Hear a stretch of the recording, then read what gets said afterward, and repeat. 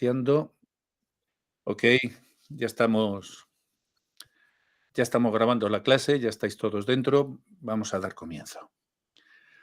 Namaon Vishnu Padaya Krishna Prestaya Bhutales Mate Bhakti Vivava Purimakara Swami Tinamine Yasya Prasadam Bhagava Prasadam Yasya Prasadam Nagati Kutopi de Janstupanstasa Yasastri Sandhyam Bandigurosi Charanaravindan Omagati Viranda Sea Yayak Janan Salakanan Chaktulum Ditaljanatas Mirisigurave Namaha Panchakal Patarubia Chakri Pasindubia Bacha Patitanam Papanebio Paisnavio Namo Namaha. El título de la clase de hoy es Misticismo, Materialismo y Creatividad. Como sabéis, tenemos creado desde el año 98 creé el Centro de Creatividad como un modelo para poder ayudar a la gente, poder ayudar a quien así lo quiera libremente, a poder desbloquearse emocionalmente, desbloquear sus emociones, conocerse mejor y desarrollarse tanto emocional como espiritualmente. La creatividad está llamada a desempeñar un papel muy importante en el desarrollo emocional y espiritual del ser humano de varias maneras. Y yo las he referido de 7. Las tengo aquí en mi chuleta, que es el resumen que os he hecho en los puntos en los que vamos a trabajar. A ver, lo coloco aquí para verlo de frente, ahí lo veo. Mirad, los 7 puntos sobre los que vamos a trabajar y vamos a ir desarrollando, sobre en donde la creatividad desempeña un papel muy importante. El primero de todos es la autoexpresión. La autoexpresión. La creatividad nos permite a las personas expresar sus emociones, sentimientos, pensamientos de una manera única y personal. ¿Ok? De una manera única y personal.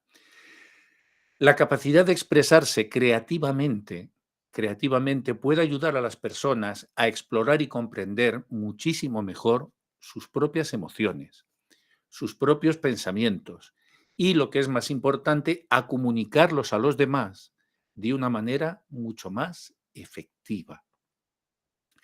La creación del arte, de las artes escénicas, de la música, de las artes plásticas, puede permitir a las personas liberar emociones que tienen reprimidas y explorar su mundo interno. Y explorar, como os decía, su mundo interno. Eso es la autoexpresión. Ligado a la autoexpresión viene vinculado el autoconocimiento. El autoconocimiento. La creatividad puede ayudar a las personas a descubrir y explorar su identidad y, lo que es más importante, su lugar en el mundo. El lugar que ocupan en el mundo. La práctica de una forma de arte escénica, de arte creativa, de cualquier expresión creativa, es una experiencia profundamente introspectiva y permite a las personas conectarse con sus propios valores, creencias y propósitos. El tercer punto es la sanación emocional. La creatividad es una herramienta terapéutica muy poderosa para aquellos que han experimentado traumas, dificultades emocionales, dificultades en la vida, traumas emocionales. La expresión creativa puede crear y puede ser una forma de liberar emociones reprimidas y de procesar las experiencias dolorosas. Cuarto, la conexión espiritual. La creatividad proporciona una conexión con algo más grande que uno mismo, como es la naturaleza, el universo. Para los que son más devotos, la fuerza creadora o Dios o el Señor Supremo. Muchas formas de arte y expresión creativa están asociadas con prácticas espirituales, tales como la meditación, la oración, la conexión con la naturaleza. Y esto en la creatividad se da a través de la creación del arte sagrado, de la música, de la escritura, la poesía mística, los Te Deum. Hay tantísimos aspectos en los que a través de la creatividad se puede conectar con la naturaleza espiritual. El quinto punto, que es muy importante, es el desarrollo de la empatía, de la empatía. La creatividad nos ayuda a nosotros mismos y puede ayudar a las personas a desarrollar una mayor empatía hacia los demás. Y esto es fundamental en la época en la que vivimos. Desarrollar una mayor empatía hacia los demás al permitirles explorar y entender diferentes perspectivas y experiencias a través de la creación artística. El desarrollo de la empatía es fundamental. Hoy en día, en vez de ayudar, la gente lo que hace, cuando ve a alguien sufriendo una pelea o tal, en vez de ayudar o ser empático, lo que hace es que coge un móvil y se pone a grabarlo para luego subirlo a una plataforma. Es brutal, es brutal. Así que como quinto punto es el desarrollo de la empatía. El sexto es el autodescubrimiento. Autodescubrimiento. La creatividad es una forma de explorar y descubrir mucho más sobre uno mismo.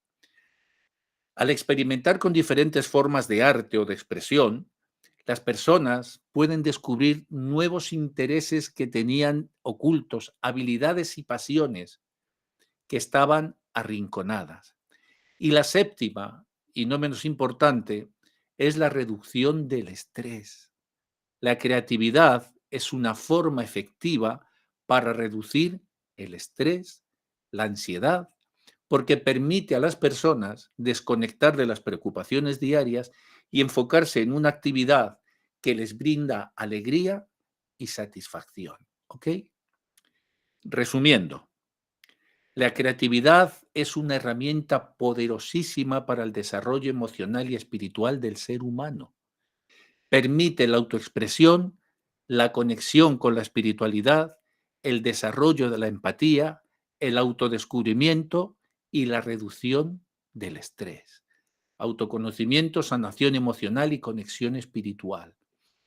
Estas tres cosas son fundamentales para ser un trascendentalista. Autoconocimiento, sanación emocional y conexión espiritual. Es imposible que haya conexión espiritual si no hay antes una sanación emocional. Creerme, es un engaño, un engaño. Y si no hay autoconocimiento, no puede haber conexión espiritual. Porque si tú no te conoces a ti mismo, ¿cómo vas a empatizar o vas a conectar con la fuente de donde vienes? Si no sabes quién eres, ¿cómo vas a saber a dónde vas? Así que el autoconocimiento, la sanación emocional y la conexión espiritual es el triángulo sobre el cual se basa este enfoque de aproximación a la trascendencia a través de la creatividad. ¿Ok? Autoexpresión, autoconocimiento, sanación emocional, conexión espiritual, desarrollo de la empatía, autodescubrimiento y reducción del estrés. Son los 7 pilares. Y el triángulo central lo constituyen. La base del triángulo es el autoconocimiento. Y luego uno de los vértices es la sanación emocional y el otro es la conexión espiritual. Y de esa forma uno se puede aproximar a al conocimiento trascendental, al que sea. Puede desarrollar su vida, sus creencias, sus vivencias, lejos del dogmatismo, del fanatismo, y puede intentar atisbar felicidad espiritual. Todo el universo es una creación. La mayor potencia del Señor es creativa. Dios es el creador supremo. Su mayor potencia es la creación. Todo lo que se ve es creación. Sin creación no hay nada. Ninguna de las otras potencias del Señor podrían ser puestas de manifiesto si no hay una creación donde se puedan manifestar. Así que la potencia creativa está en nosotros porque somos herederos universales de la potencia creadora que preside el universo. Entonces, a través de nuestra potencia creadora, alcanzar al creador, alcanzar las fuentes del universo, como Livingstone, que cuando quiso remontar las fuentes del Nilo, para llegar a su nacimiento. Lo único que pasa es que Livingstone se perdió y espero que nosotros no nos perdamos en ese camino. Pero ese es el punto. Pero para hacer eso, Livingstone estaba imbuido del espíritu aventurero. No le importaron los riesgos. Él emprendió el camino, la exploración, para encontrar los orígenes del río Nilo, su nacimiento. Uno tiene que tener ese espíritu aventurero para poder crecer espiritualmente. Esa potencia que los místicos nos enseñaron. Ser místico,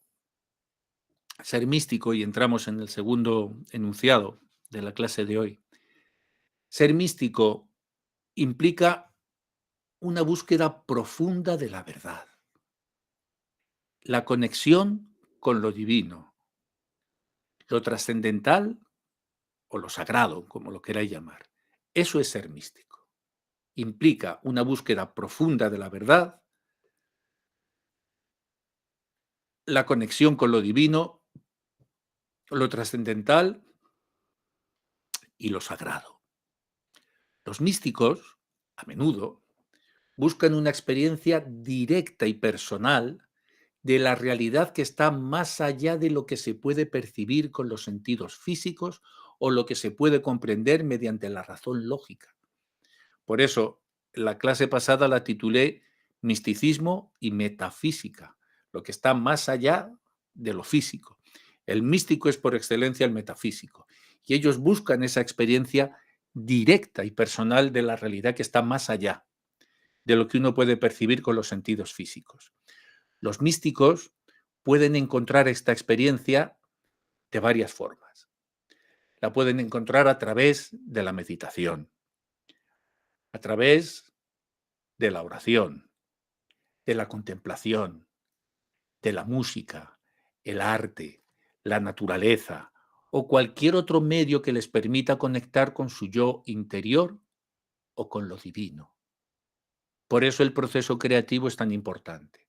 San Juan de la Cruz, Santa Teresa de Jesús, todos los grandes místicos eran poetas, escribían, expresaban.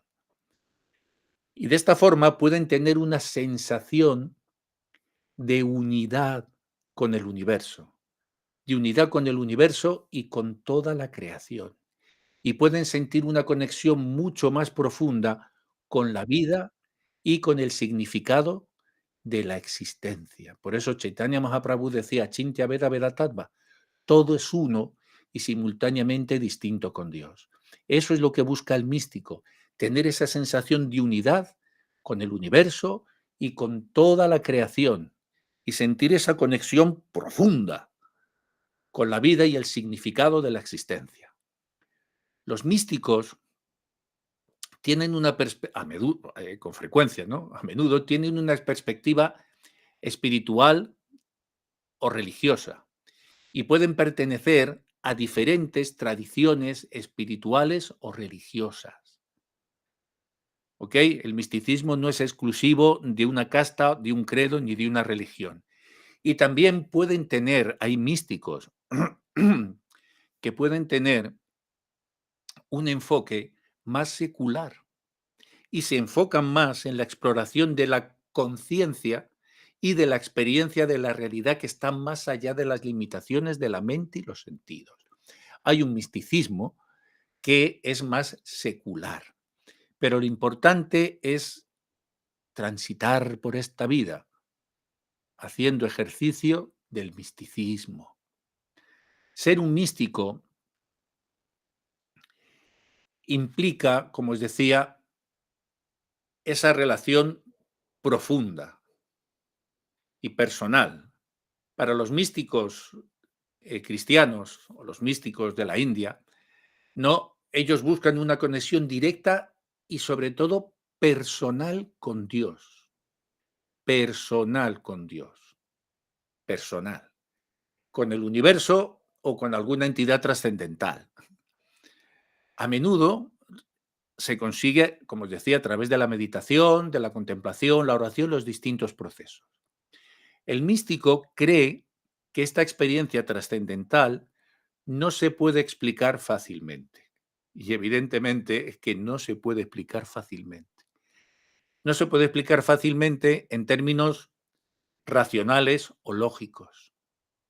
Y solo puede ser comprendida desde el punto de vista del misticismo a través de una experiencia directa, a través de la experiencia directa. Como consecuencia de esto, los místicos a menudo utilizan lenguaje poético y simbólico para expresar sus experiencias y creencias. A través del lenguaje simbólico de la poesía, lo que el místico busca es provocar en ti, en el que lo escucha, lo que busca el místico es despertar en ti la emoción, no la erudición, la emoción, la emoción, la emoción. ¿Ok? Para que tú gustes. La vida de un místico se caracteriza fundamentalmente porque está inmerso en una búsqueda constante de la verdad y una conexión profunda con lo divino. A menudo los místicos vivían una vida de contemplación y oración, ¿no? Dedicando gran cantidad de tiempo y energía a la búsqueda de una conexión más profunda con lo sagrado. De ahí que están los monasterios de clausura, la gente que vive en la vida monástica, etcétera, etcétera. La búsqueda del ser interior, que está tan denostada y tan abandonada en esta sociedad moderna, que solo se busca, en vez de la búsqueda del ser interior, está inmersa en la búsqueda del tener exterior en vez del ser interior, pues esta búsqueda del ser interior consiste en explorar nuestras emociones, nuestros pensamientos, nuestras creencias y valores más profundos. ¿Para qué? Pues para descubrir quiénes somos en realidad y cuál es nuestro propósito en la vida. ¿Quiénes somos en realidad y cuál es nuestro propósito en la vida? Y este es un proceso de autoconocimiento. ¿Recordáis las 7 cosas que os dije de la creatividad? Es un proceso de autoconocimiento y de autodescubrimiento que nos permite desarrollar una conexión más profunda y más auténtica con nosotros mismos. La búsqueda del ser interior implica forzosamente, una reflexión profunda, una reflexión y exploración profunda de nuestras propias creencias, de nuestros propios valores y experiencias. A menudo, esta exploración se lleva a cabo a través de la meditación, la introspección, la reflexión en solitario, aunque también puede ser facilitada por un mentor, por un maestro o un terapeuta espiritual, vamos a decir así, o un guía espiritual, o un maestro espiritual, tal y como nosotros hemos recibido el conocimiento de nuestros maestros en la India, o como yo lo recibí de mi maestro espiritual. El objetivo de la búsqueda del ser interior es encontrar una mayor claridad sobre quiénes somos, qué queremos de la vida y cómo podemos vivir en armonía con nuestra verdadera naturaleza. El ser humano actual vive de forma completamente disarmónica, de forma completamente rupturista con su verdadera naturaleza y con la naturaleza del mundo. Por eso el planeta está hecho un asco, porque somos disruptivos, absolutamente disruptivos. Entonces, como no sabemos qué queremos en la vida, no respetamos la vida y no somos capaces de vivir en armonía ni con nuestra verdadera naturaleza ni con la naturaleza del entorno, con lo que nos rodea. Por eso lo estamos destrozando. También puede ayudarnos a liberarnos de patrones de pensamiento y comportamiento que son extremadamente limitantes, que nos impiden experimentar la felicidad y la realización personal plenas. Y eso es lo que el místico está buscando con la búsqueda del ser interior, con el autoconocimiento. La búsqueda del ser interior. La búsqueda del ser interior, mis queridas y sensuales criaturas, es un proceso de exploración y descubrimiento personal, que implica forzosamente reflexionar sobre quiénes somos en realidad, más allá de nuestras identidades externas, más allá de lo que aparentamos de nuestra identidad externa y, sobre todo, también de nuestras acciones en el mundo, más allá de cómo actuamos en la sociedad, de nuestra identidad externa. Esa búsqueda del ser, esa búsqueda del conocimiento interior, implica forzosamente descubrir nuestra verdadera esencia, nuestras motivaciones más profundas y nuestras emociones más auténticas. Nuestras emociones más auténticas. En términos prácticos, la búsqueda del ser interior a través del misticismo incluye actividades como la meditación, la introspección, el diálogo interno, que es muy importante, el análisis de los sueños, la exploración creativa y, sobre todo, la exploración creativa. Todo este tipo de prácticas en el misticismo nos ayudan a conectarnos de forma definitiva con nuestro yo interior. Nos ayudan y nos llevan a poder explorar nuestras emociones. Explorar nuestras emociones, no dejarse arrastrar por ellas como un barco de papel de los que colocáramos cuando éramos chiquitos en un arroyuelo de la calle que se formaba cuando llovía. Y colocábamos nuestro barco de papel y yo corría calle abajo siguiendo mi barco de papel hasta que se lo tragaba una alcantarilla. Cuando uno corre detrás de los sueños materiales es como el chiquillo que corre detrás de este barco de papel. Al final se lo traga la alcantarilla del tiempo. La alcantarilla de la muerte termina por tragarse todo. Así que hay que explorar nuestras emociones y descubrir las creencias y patrones de pensamiento que nos han estado limitando durante tantísimo tiempo. Hay que explorar los valores y los principios personales con los que te estás conduciendo. La identificación a través del misticismo de las pasiones y propósitos de vida. Y, fundamental, la comprensión de nuestro lugar en el mundo y en la sociedad en la que vivimos. Este proceso del misticismo te lleva a un mayor autoconocimiento, muy importante esto, mis queridas y sensuales criaturas, una mayor compasión hacia nosotros mismos y hacia los demás, y una mayor capacidad para vivir de manera auténtica y significativa. Vivir de manera auténtica y significativa. Muy importante. ¿Ok? Ahora os voy a poner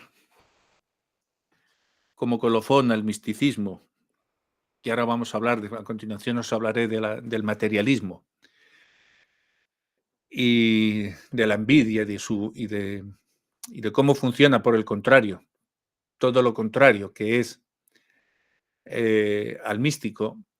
Como colofón os decía, os voy a poner una de mis grabaciones que la voy a subir próximamente al canal mío de Voz y Verso. Os voy a poner La noche oscura del alma, de San Juan de la Cruz, poeta místico y excelente donde los haya. Y en este verso, en este poema, La noche oscura del alma, él explica el sentido transgresor que representa la búsqueda del Señor. Quienes conocéis el Vaisnavismo, conocéis los pasatiempos de las gopis, de las pastorcitas de vacas en Brindavan, y sus actividades cuando se escapaban de noche, sin importarles, aunque eran mujeres casadas, sin importarles ninguno de los convencionalismos sociales, ellas se escapaban de noche y se iban a reunir con Krishna a orillas del río Yamuna para bailar. Entonces, aquí San Juan de la Cruz, este poema de la noche oscura del alma, recuerda mucho a ese pasatiempo de, de las gopis. A vosotros, a los que conocéis parte del hinduismo, va a resultar familiar. Y a los que venís del cristianismo, pues obviamente la forma en la que se expresa San Juan de la Cruz está hablando del amor rompedor, del que no ve barreras. Habla de su alma en forma femenina, habla de la búsqueda imperiosa del amante y de la amada, sin conocer barreras, sin que nada se pueda interponer. Y este es un poema absolutamente maravilloso. En el canal de Voz y Verso también tenéis, os puse de Santa Teresa de Jesús, ¿Por qué no muero? Lo tenéis también. Pero vamos a escuchar La noche oscura del alma de San Juan de la Cruz.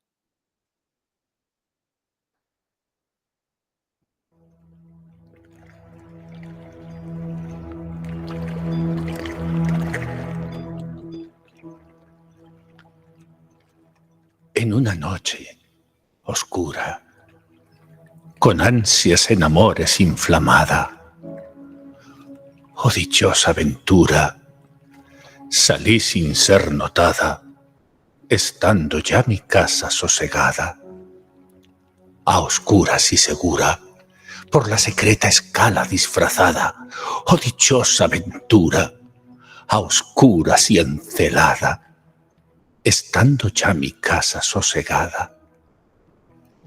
En la noche dichosa, en secreto que nadie me veía, ni miraba yo cosa, sino otra luz y guía, sino la que en el corazón ardía. Aquesta me guiaba, más cierto que la luz de mediodía, a donde me esperaba quien yo bien me sabía, en parte donde nadie parecía. Oh noche que guiaste, oh noche amable más que la alborada, oh noche que juntaste amado con amada, amada en el amado transformada. En mi pecho florido, que entero para él solo se guardaba, allí quedó dormido y yo le regalaba, y el ventalle de cedros aire daba. El aire de la almena, cuando yo sus cabellos esparcía, con su mano serena en mi cuello hería, y todos mis sentidos suspendía. Quedéme y olvidéme, el rostro recliné sobre el amado, cesó todo y dejéme, dejando mi cuidado entre las azucenas olvidado.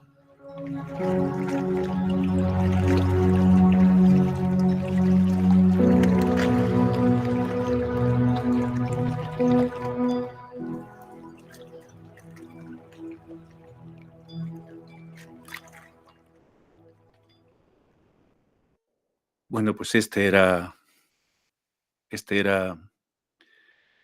San Juan de la Cruz.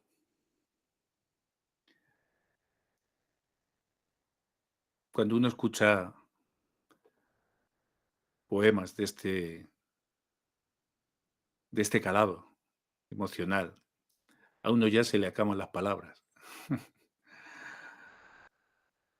Quizá deberíamos de terminar aquí la clase y quedarnos con el dulce sabor de los versos de San Juan de la Cruz. Ojalá que pronto todos podáis salir en la noche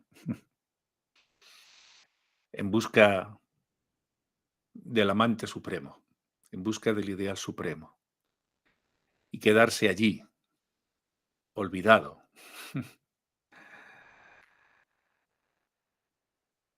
Bueno, vamos a aterrizar. Esta es la expresión máxima del misticismo. Hemos visto una muestra de lo maravilloso que es la mística. Y en el lado contrario al misticismo está el materialista. El materialista. Una persona materialista por contrapunto a un trascendentalista, a un místico, es aquella persona que en vez de darle importancia a lo interior, al autoconocimiento, a la autoexploración, pues ella le da una gran importancia a todo lo que está fuera de sí misma, a los bienes materiales y a la riqueza material en su vida. Ese es su target, su objetivo. En general, una persona materialista se enfoca principalmente en adquirir bienes y posesiones y en tener una apariencia externa de estatus social y de éxito. Soy el más rico del pueblo, soy aunque sea de mi vecindario, ¿entendéis? La forma de éxito con los vecinos, con los tal, con la gente del pueblo, soy el más rico del pueblo. Tengo esto, tengo aquello. Tengo casas, tengo tierras y un patio con una trilla, y trabajando en la trilla tengo a 20 jornaleros. Tengo todo lo que quiero. Tú solo tienes tus versos, dime, ¿de qué te sirve eso? Eso es lo que le dice el materialista al poeta. Eso es lo que le dice. Tengo casas, tengo tierras y un patio con una trilla. Y trabajando en la trilla tengo 20 jornaleros. Tengo todo lo que quiero. Tú solo tienes tus versos, dime, ¿de qué te sirve eso? Esa es su mentalidad. Las personas materialistas valoran mucho más los objetos materiales, el dinero, la ropa de marca, la ropa pija, los coches de lujo y todos los símbolos de estatus que las relaciones interpersonales le brindan y las experiencias personales. Los símbolos de estatus, que brindan las relaciones interpersonales y las experiencias personales. Uy, yo soy, y ser reconocido. Soy parte del colegio de académicos del no sé qué, soy miembro de su puñetera madre. Todo es así.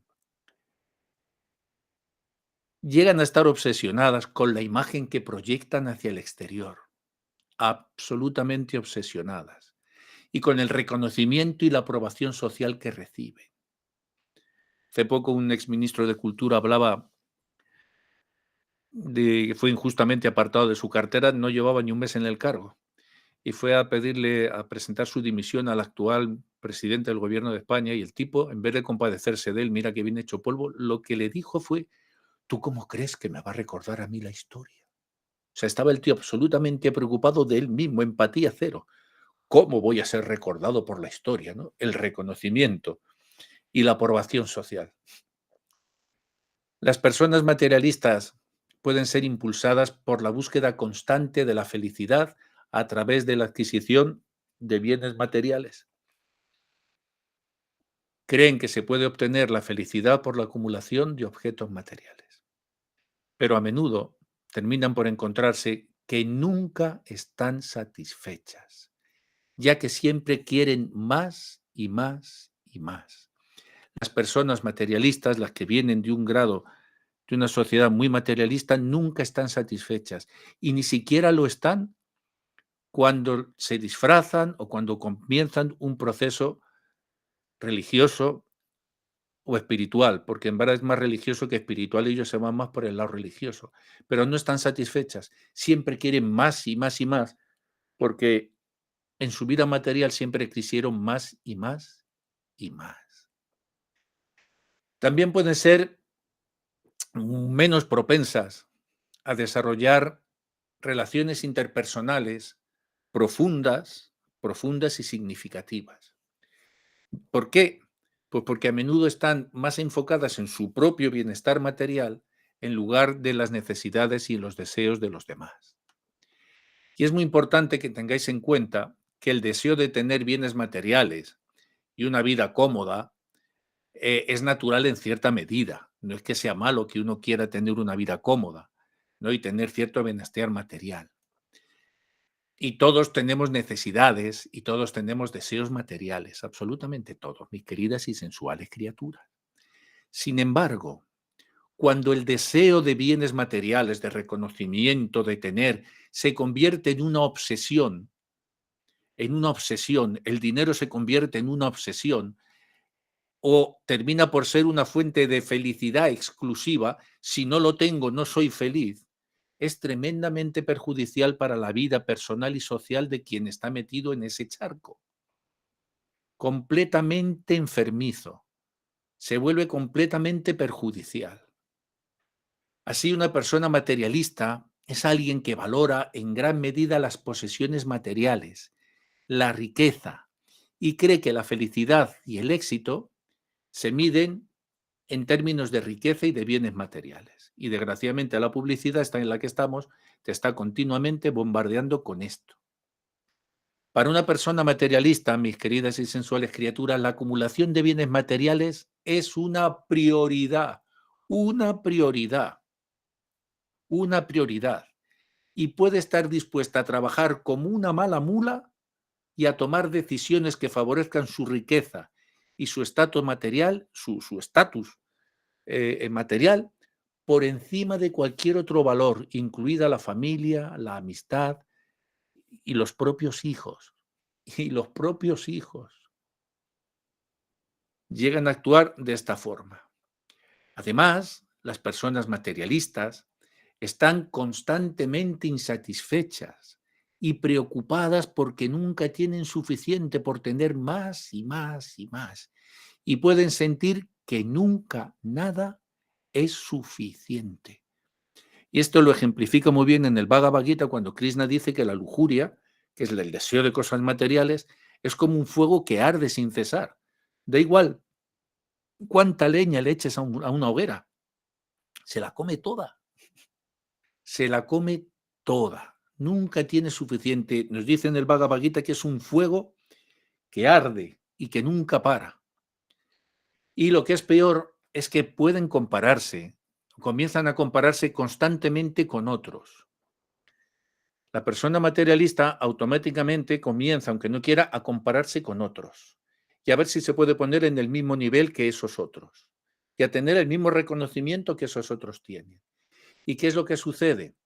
Pues sucede que al querer compararse continuamente con otros, comienzan a sentir envidia de aquellos que tienen más posesiones o riquezas o más cualidades, porque ellos quieren las cualidades de una forma materialista para atesorarlas y comienzan a tener incluso envidia por las cualidades ajenas. Y es el que no admite que cometa un error, no admite que se equivoque. Ya no es que tenga una pérdida, una ganancia material, no, es que no se equivocan nunca. Estos no se equivocan nunca. Nunca se equivocan. Y las cualidades de otro es el típico que mi hijo tiene que ser el que más estudia, el que saca las mejores notas, lo que sea. Tengo que ser el mejor. Y mi entorno tiene que ser el mejor. Y eso entronca con la mentalidad demoníaca de la que nos habla Krishna en el Bhagavad Gita. De la que nos habla Krishna en el Bhagavad Gita. Cómo la persona con mentalidad demoníaca quiere esto. En verdad, mentalidad demoníaca es mentalidad materialista, no que tengas unos cuernos o así, ni nada de esto. ¿Y qué es lo que sucede? Que también valoran a las personas basándose en su riqueza y su estatus, en lugar de considerar los atributos humanos como la bondad, la generosidad o la sabiduría, o la sabiduría. Resumiendo, una persona materialista, mis queridos hermanos, es alguien que valora principalmente las posesiones y la riqueza, y que puede estar obsesionada por la acumulación de más y más bienes materiales. Y esta perspectiva limita su capacidad para experimentar la felicidad y el bienestar, y puede llevarla a una vida llena de insatisfacción y de estrés. No consiguen relajarse y tienen que estar siempre haciendo algo, tienen que estar ocupadas en algo, tienen que estar siempre haciendo algo, porque llevan una vida, su vida está llena de insatisfacción y de estrés, aunque estén durmiendo en un colchón de oro. Y luego, la emoción más terrorífica que padecen y que padece el mundo es la envidia. La envidia. Y el materialista es muy hábil. Para proyectar su envidia tiene dos herramientas. Utiliza el dinero y la calumnia. Son las dos armas que utiliza la envidia para apartar, para mover a alguien. La envidia usa la calumnia y el dinero. Si no te compro, te calumnio. O compro a otros para que acepten mi calumnia sobre un tercero.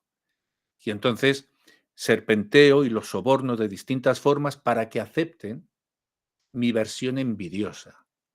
Y si picas en ese anzuelo, te has perdido. Has perdido tu alma. Has perdido tu alma porque te estás prostituyendo. Por mucha justificación pseudomoral que te quieras dar, si te prestas a ese juego, si te prestas al juego de un envidioso, si te prestas a venderte, ya cualquiera podrá comprarte, porque pusiste el cartel de se vende en tu alma. Nunca pongáis ese cartel, nunca deis ese paso, nunca. La envidia es una emoción negativa que surge cuando la persona desea algo que otra persona tiene y que le resulta a ella difícil o imposible de obtener. Le resulta difícil o imposible de obtener, aunque lo quiera tapar a veces con la imitación de lo que otro es.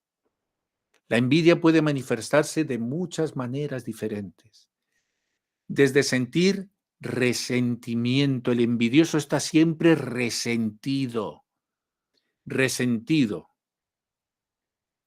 Y si no tiene ofensas, se las inventa, porque está resentido, necesita una justificación para su resentimiento. Entonces, primero escribe el papel y luego se lo enchufa a un personaje. Pero el papel ya estaba escrito, lo único que necesitaba es un actor que pasara por allí en el que volcarle el guión que ya ha escrito. La envidia se manifiesta desde el resentimiento y la amargura hasta experimentar celos o deseo de posesión. Los celos y los deseos de posesión. La envidia puede tener, desde el punto de vista sociológico y psicológico, pues puede tener muchas causas. La comparación con otros es la primera. La percepción de injusticia o desigualdad hacia mí, porque a este sí le reconocen y a mí no me reconocen, porque a este, ahí está.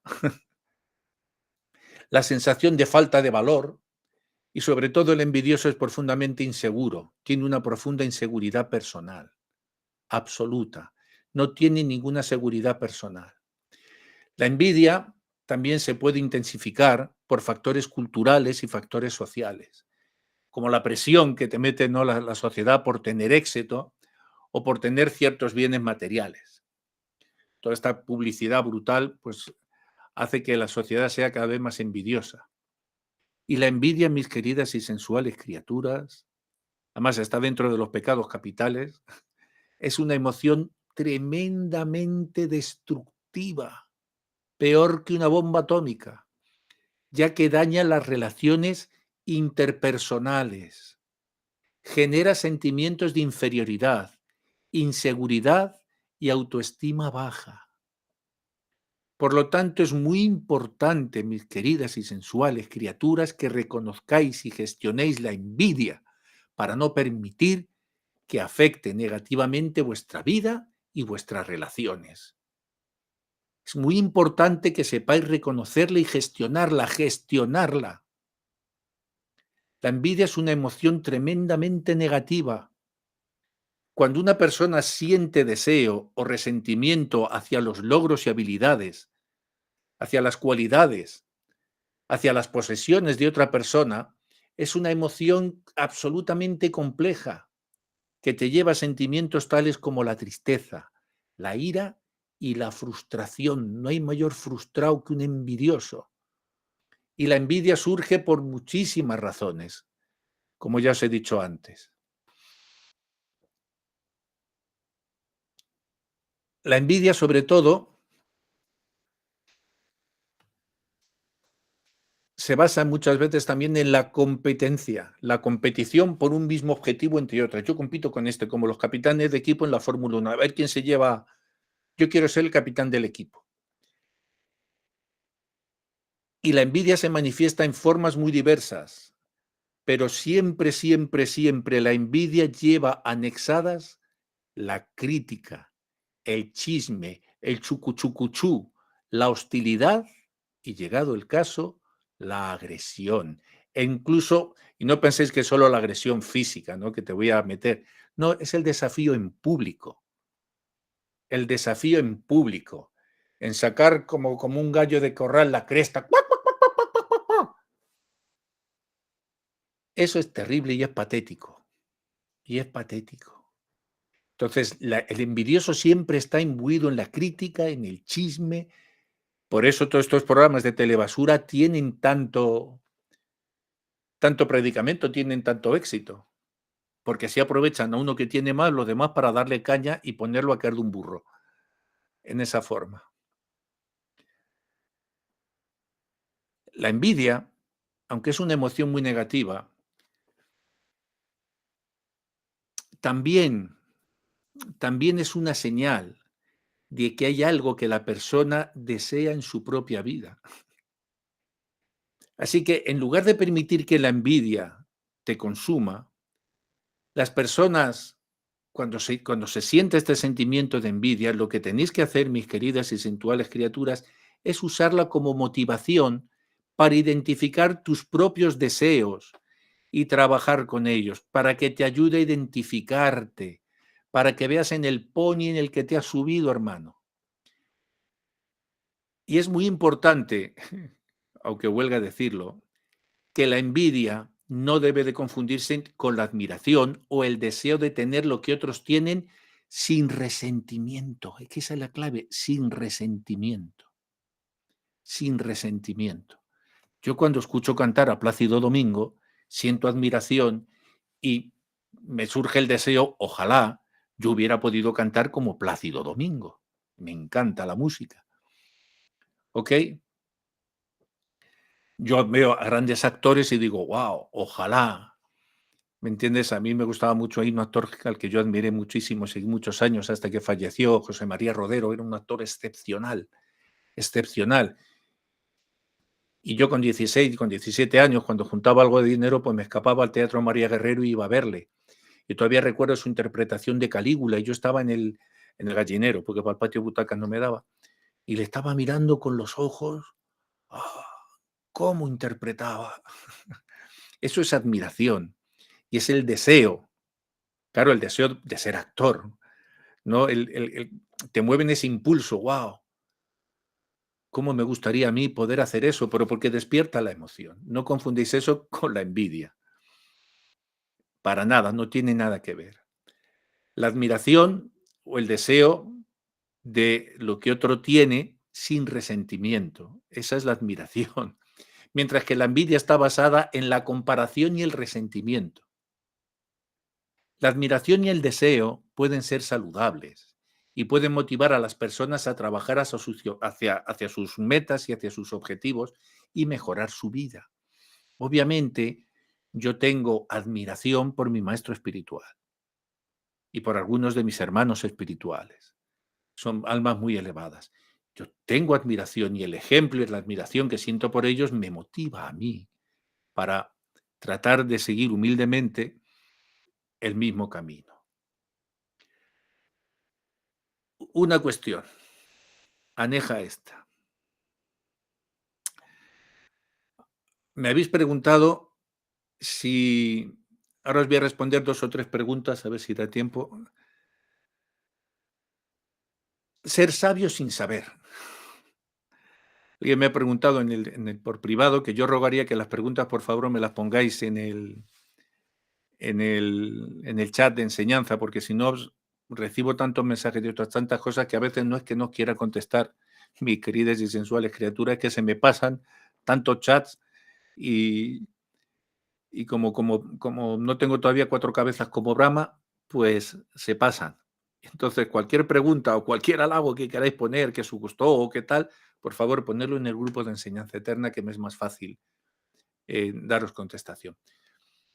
Como estos días he hablado también de San Francisco, que él no era, estaba completamente en contra de los teólogos en esa experiencia. Alguien me ha preguntado de forma mucho más práctica, ¿no? Que si se puede ser sabio sin saber, vamos, sin tener conocimiento. Yo lo resumo en esta pregunta que parece una dicotomía: ser sabio sin saber. Y la respuesta es sí, es posible ser sabio sin haber estudiado. La sabiduría no se limita a la educación formal, si entendemos sabiduría por la educación formal. La sabiduría no se limita a la educación formal ni a la adquisición de conocimientos teóricos. La sabiduría es una combinación de conocimientos, experiencia y sobre todo de capacidad para aplicar estos conocimientos y experiencias en tu vida diaria. Es posible que una persona que no ha tenido acceso a la educación formal tenga una gran cantidad de experiencias de vida, muchísimas experiencias de vida. Las realizaciones son importantísimas y que haya aprendido valiosas lecciones de todas esas experiencias. La mejor universidad es la vida. Y también pueden tener una capacidad innata porque les viene ya de otras vidas, les viene de su evolución, sencillamente para comprender las complejidades de la vida, de las personas y de las situaciones, y para tomar decisiones informadas en sus propias realizaciones. Además, tened en cuenta que la sabiduría también proviene de la observación y de la reflexión sobre el mundo que nos rodea, de las relaciones interpersonales y de la conexión con la naturaleza y el universo. De ahí se deriva también la sabiduría. Por lo tanto, respondiendo a la pregunta, mientras que la educación formal puede proporcionar una base sólida, si quieres, de conocimientos, la sabiduría se adquiere antes bien a través de una combinación de conocimientos, experiencias y reflexiones. Por lo tanto, sí es posible ser sabio sin haber estudiado formalmente, siempre y cuando se tenga la capacidad de reflexionar sobre la vida y se tenga capacidad de aplicar la experiencia adquirida en la vida diaria. No os hipotequéis a un diploma, no os hipotequéis a un diploma. Tanto la experiencia como la erudición tienen su valor, ambos lo tienen y son importantes en diferentes contextos. No se puede decir que sea necesariamente mejor una que la otra, ¿ok? Ya que cada una tiene un conjunto o un espacio propio de beneficios que le son inherentes a ella. La experiencia es importante porque permite a las personas aprender de la práctica y de aplicar lo aprendido en situaciones reales, en el mundo real. A través de la experiencia, las personas desarrollan habilidades y conocimientos prácticos que no se pueden obtener a través de la lectura o el estudio. No se pueden obtener a través de la lectura y el estudio. Tú te puedes leer 100 libros de enología, pero el que lleva toda su vida trabajando en el viñedo sabe mucho más de vinos que tú, muchísimo más, porque cató todos los caldos, sufrió todas las heladas, se empapó en los campos, se llagó las manos con los sarmientos, cuidando de las vides. Así que hay determinados conocimientos que nunca se podrán adquirir a través de la mera erudición. La experiencia siempre nos proporciona una comprensión más profunda y más contextualizada de las situaciones y de los problemas. Yo prefiero entrar en combate con un sargento que se ha pasado toda su vida en los campos de batalla que con un con un teniente que acaba de salir de la academia militar. Os lo aseguro. Y obviamente la erudición también tiene un punto valioso porque te proporciona una base sólida de conocimientos teóricos que luego tú tienes que poner en práctica. Así que uno y otra pueden ser complementarias. Y lo ideal, mis queridas y sensuales criaturas, es que combinéis ambas para tener una comprensión más completa y profunda de un tema o de una situación. Pero en la teología, cuidadín, cuidadín, que te metes en un charco tremendo. Y luego otra pregunta que voy a responderla rápidamente. Me habéis preguntado, no sin cierta enjundia, me habéis preguntado, ¿hay religiones mejores que otras? ¿Hay religiones mejores que otras? Mirad, como enseñante, como modelo de docente, yo debo de ser neutral y absolutamente imparcial. Absolutamente imparcial. Porque si no, flaco a favor os estaría haciendo. Por lo tanto, mi respuesta a tu pregunta, mi querida y sensual criatura, es que no hay forma objetiva, de determinar si una religión es superior a otra religión, ya que las creencias religiosas son subjetivas y personales. Entended esto muy bien, las creencias religiosas son subjetivas y personales. Cada religión tiene su propio conjunto de creencias, prácticas, valores que pueden ser considerados como superiores o inferiores por diferentes tipos de persona en función de sus propias experiencias y de sus creencias personales. Además, cada religión tiene su propio enfoque en términos de filosofía, en términos de moralidad también y de espiritualidad. Así que estas diferencias que tienen pueden ser vistas como positivas o pueden ser vistas como negativas según la perspectiva exclusiva de cada individuo. Por lo tanto, es muy importante que tengáis en cuenta que todas las religiones, en principio, tienen el objetivo de proporcionar una guía espiritual y moral, una guía espiritual y moral a sus seguidores y de ayudar en última instancia a las personas a encontrar un propósito y significado en la vida. Por lo tanto, en lugar de tratar de comparar y jerarquizar las religiones, en lugar de tratar de hacer esto de comparar y jerarquizar las religiones, es mucho más importante reconocer que todas tienen su propio valor y contribuyen a la diversidad cultural y espiritual de la humanidad. El Señor es diverso. Si vais a un huerto, ni siquiera hay dos manzanos iguales. Hay manzanas golden, manzanas renetas, manzanas verdes. Hay tantas variedades. Las uvas, hay tantas variedades. La vida espiritual es inconmensurable y la variedad material que nosotros percibimos aquí a través de las religiones que podamos conocer no son nada más que algo infinitesimal comparado con la variedad exquisita del infinito. Así que tenéis que reconocer que todas tienen su propio valor y que todas contribuyen a la diversidad cultural y espiritual de la humanidad. Ok, bueno, son las 7:15 hora de España. Uf, qué apretado. Hoy ha sido como es el día de San José, hemos metido un banquete especial de fiesta. Espero haber respondido a las preguntas que me habéis formulado y que tengáis más claro todos los conceptos de los que hemos hablado: el misticismo, el materialismo y la creatividad. Y ahora, si tenéis alguna pregunta, algún desafío cósmico galáctico. Estaba muy bonito el cartel, por cierto, Lalita. ¿Las manzanas golden maduran antes o después de que las otras? Pues, a decir verdad, que yo soy más de peras. Bueno.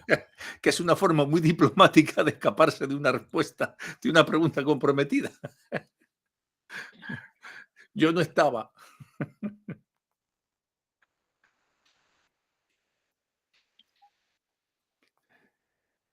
Hoy se os llenó la tartera, ¿eh? Tenéis para comer toda la semana.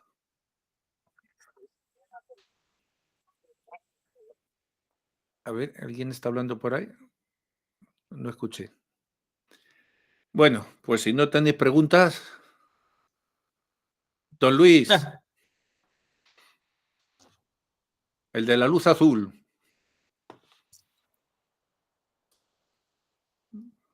A ver, azulado. El Si micro, si no le das al micro, no, el micro. Sí, el está lenguaje bien, gracias. leer los labios todavía no. Todavía no. Yo creo que sí. Maharaj, gusto, Maharaj, realmente. Con respecto a las emociones, Maharaj, una persona presa de sus emociones que no le deja, pues, no le permite actuar en la vida, ¿cuál sería su medicina, su alivio? La meditación. La La meditación. meditación es fundamental. Quien Ajá. está preso de sus emociones, está preso de sus pensamientos. Baja, se hace bucle con tu micrófono y el altavoz. Desconecta ahora, ¿ves? Porque se hace el bucle cuando lo hace. Entonces te decía que está presa de su mente. Y como decía Santa Teresa, la mente es la loca de la casa. Entonces, si tienes a una loca corriendo por la casa, Bhaktivinoda Thakur decía que había que darle 100 zapatazos a la mente, nada más levantarse por la mañana con la alpargata y 100 escobazos antes de irse a dormir. Se necesita la experiencia mística, se necesita la introspección, la meditación.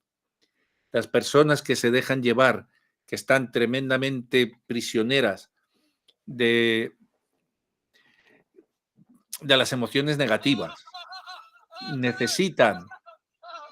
¿Quién tiene? No sé, se metió por ahí otro microestaño. Te decía que esas personas deben practicar meditación, deben hacer meditación. Y al principio les va a costar, pero la meditación es la única forma. Si no pueden cantar japa, porque a veces les resulta difícil, porque empiezan como cantar el rosario, ¿no? ¿Me entiendes? No pueden. Pues yo qué sé, Yogananda tiene un proceso maravilloso. Hay un libro magnífico que yo recomiendo a todo el mundo, que es Autobiografía de un Yogi. Y puedes hacer meditación. La meditación ayuda a que la mente se aquiete, al reconocimiento, a la introspección. Y cuando tengamos los centros de creatividad por todas partes, pues que venga un centro de creatividad que le enseñaremos a través de la creatividad cómo focalizar las emociones. A través de la creatividad se pueden canalizar muy bien esas emociones. Pero puede hacerlo a través de la emoción y a través de un proceso creativo. Que busque un proceso creativo. Que mire a ver si le gusta pintar, escribir, componer, fotografiar, la música, tiene que hacer algo que sea creativo. Que sea creativo. Muy importante. Y la meditación es fundamental. Fundamental. La introspección, el autoconocimiento. Si no te conoces, vas a ser rehén de tu mente. Por eso Krishna dice en el Bhagavad Gita que aquel que conquista su mente tiene a su mayor amigo y quien no la conquista tiene al peor de sus enemigos. ¿Ok? Gracias, Maharaj. ¿Sabe, Maharaj? Un comentario.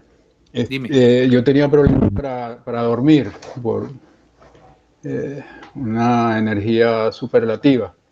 Y entonces, bueno, me recordé que los devotos recomendaban en un tiempo tomar una taza de leche bien caliente con cúrcuma y Sí, con miel. Sí. Exacto, al acostarse, pues, ¿no? Entonces lo hice y me puse una crema de cera de abeja con ajonjolí prensado al frío en la planta de los pies. Y me puse el audífono con una clase suya, Maharaj, una clase de misticismo y meditación.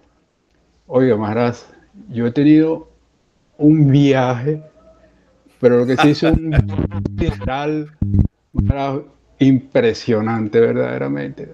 Qué maravilla, sí. Qué maravilla. Me alegro. Menos mal que por el otro lado no me lo tomo que te quedaste dormido.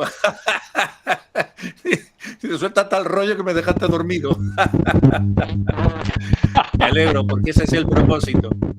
Para el Qué micro, bueno. que es que se te hace el bucle y se mete un ruido muy feo. Es Diosdado Cabello copiándole lo que está hablando. Sí. Me alegro, pues mirar, la mayor recompensa para un trascendentalista, para un seguidor de este proceso, es ver que lo que os entrega os sirve. Esa es la mejor recompensa. Si te está haciendo feliz, eso me hace a mí feliz. Eso es lo que nos motiva a seguir en este camino, ayudar a otros, porque la empatía es lo que tiene que mover al mundo. La simpatía. Si no hay empatía, no puede haber simpatía. Yo me duermo cuando hablo con él sin tomar leche caliente, ¿eh? Cuando hablo con Exactamente. que hablamos casi Vamos. todos los días, ya me duermo. Oye, Ya. hablo más contigo que con mi mujer. ¿Verdad? Posiblemente. No, posiblemente no, seguro.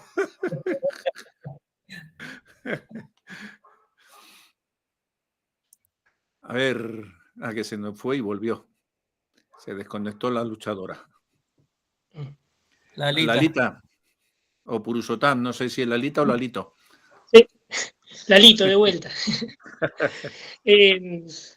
Hermosa la clase, gracias, Krishnadas. Una pregunta, ¿cómo hablaste del materialismo y de la creatividad?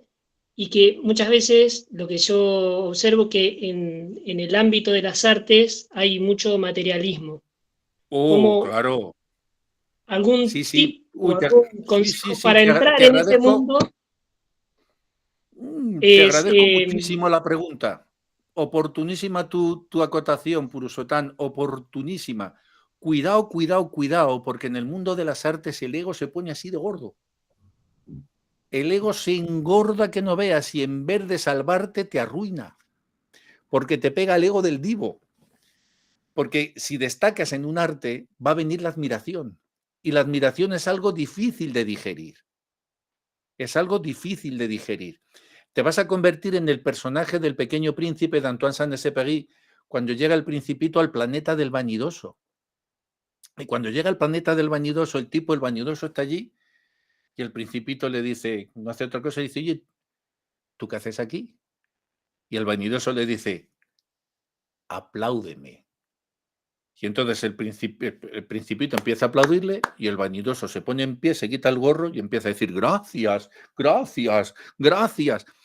Y Antoine Saint-Exupéry lo cuenta muy divertido porque hace una acotación y dice, el Principito, el vanidoso estaba pensando, hay que ver cuánto me admira este niño. Y el Principito estaba pensando, qué tío más divertido, si le doy palmas, se quita el gorro. Entonces te puedes convertir en el personaje del Principito. Mucho cuidado, pero no solo es en las artes, Purushottam. Bueno, es que el yoga es un arte. En cualquier cosa, en cualquier oficio, eso te da porque el ego va a cacarear. Si eres muy buen mecanógrafo, vas a pensar que eres la envidia de tu oficina y que eres el que mejor escribe a máquina, porque el ego siempre está ahí. Yo quiero ser el más algo. En una ocasión a Guru Maharaj llegó un devoto y le dijo, Maharaj, es que yo soy el más caído. Y Gurudeva le dijo, tú no eres el más nada. Ni siquiera el más caído. Entonces sí hay que tener mucho cuidado porque el divismo está ahí. Y luego veis que muchos de estos actores tienen una gran potencia creativa, pero ¿qué es lo que pasa? Se endiosan. Porque la potencia de creación es de Dios. Y si tú utilizas la potencia creadora de Dios como si fuera tuya y no se la ofreces al Señor, te endiosas. Te endiosas y estás cogiendo, te estás apoderando de una cualidad que no es tuya, que es de Dios. Krishna te dice en el Gita, yo soy el sabor del agua, la fuerza de los fuertes, te está diciendo todo parte de mí. Yo soy el que lo otorgo todo. Si tú utilizas la fuerza creadora sin reconocer su origen, su fuente, de dónde viene y no la ofreces, te endiosas. Entonces te conviertes en un dios estúpido de andar por casa. Y lo peor es que vas a competir con otros endiosaditos. Por eso entre esta gente y estos artistas, esta camilla de estúpidos, se tiran las que se tiran, a veces los puyazos que se arrean.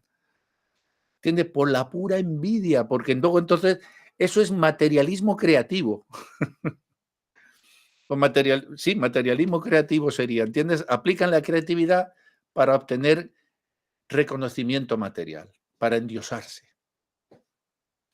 Y luego sobrealimentan los sentidos, porque como Krishna, como Dios, ¿me entiendes? Puede tomar todo. Shiva se puede vender un océano de veneno y no pasa nada. Y toda esta cosa que viene así, pues ellos ya empiezan a los intoxicantes, a la... Entonces, claro, hay que tener un cuidado terrible. Terrible, porque como te aparezca el orgullo, lo has perdido todo. Entonces, por supuesto, hay que enseñar a ser creativo, pero a ser humilde. Desde la humildad. Porque tienes que ser creativo, Purushottam, para ti. El que tiene que estar encantado con lo que haces eres tú. Luego, si a los demás te lo reconocen, no, todo eso da igual. A veces me escriben, Maharaj, escribo, y a mí me gusta escribir, y yo siempre os animo y digo, escribe, saca todo lo que tienes dentro, pero si es para ti. No te lo tiene que reconocer nadie. Además, mira, todo lo que pasa en el mundo es temporal.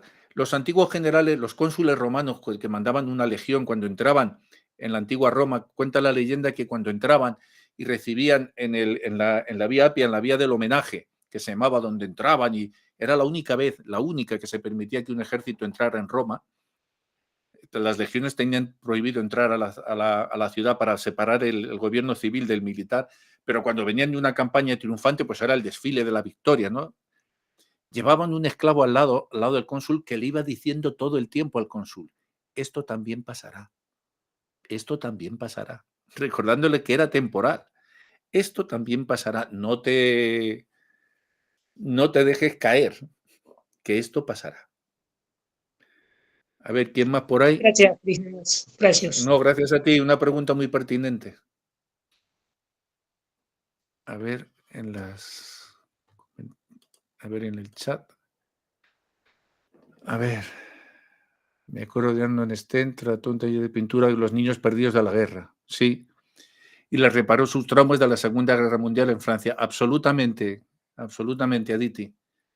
Absolutamente. A través de las artes se superan cantidad de traumas. A través de cualquier arte. De hecho, en las escuelas nuestras en India, a través de la danza, las niñas, tú coges a una niña de la calle que está escupida, insultada, humillada, la subes a un escenario, la maquilla, se ve guapa, bonita, bailando, y la gente ya la aplaude, ya la reconoce, se le quitaron todos los años de la calle. Le devuelves su autoestima. A través de la danza, de la música. Por eso en las escuelas en línea enseñamos danza y enseñamos música y tenemos un teatro en todas. En todas hay un escenario.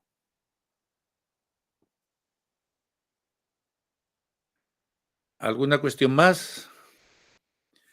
Nos vamos a terminar de celebrar el Día del Padre. Bueno, mis queridas y sensuales criaturas, un aplauso por aguantarme.